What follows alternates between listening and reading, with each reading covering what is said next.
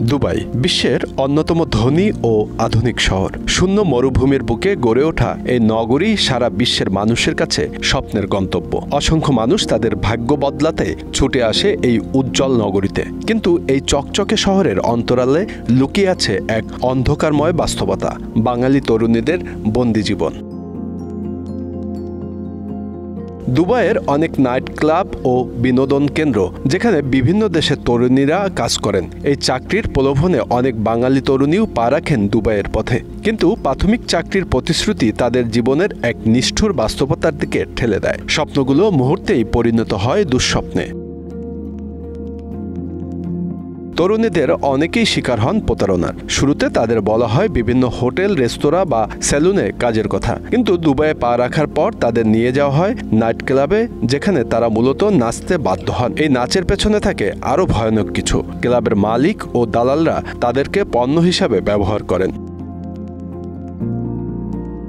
তারা সেখানে কাজ করতে বাধ্য হন অত্যন্ত অমানবিক শর্তে। দৈনিক 12 থেকে 14 ঘন্টা কাজ, পর্যাপ্ত খাবার ও বিশ্রামের অভাব, শারীরিক ও মানসিক নির্যাতন এবং বিন্দুমাত্র স্বাধীনতার সুযোগ নেই। তাদের পাসপোর্ট কেড়ে নেওয়া হয় যাতে তারা পালিয়ে যেতে না পারেন। ক্লাবের মালিকরা তাদের উপর কঠোর নজরদারি রাখেন। তরুণীদের মোবাইল ফোন ব্যবহারের স্বাধীনতা নেই, এমনকি কারো সাথে যোগাযোগের সুযোগও নেই। তারা হয়ে ওঠেন সম্পূর্ণ বন্দী। প্রতিদিন তারা শুধুমাত্র অর্থের লোভে মালিকদের আদেশে নাচেন, বিনোদন দেন, আর দিন শেষে তাদের শরীরও ব্যবহার করা হয় অবৈধ কার্যকলাপে।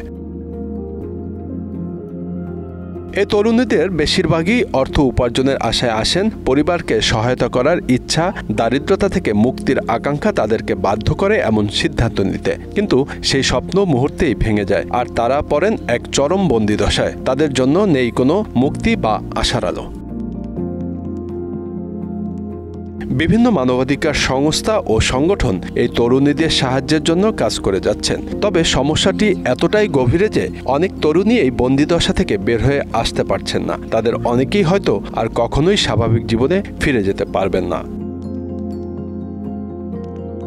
Bangla affairs news desk.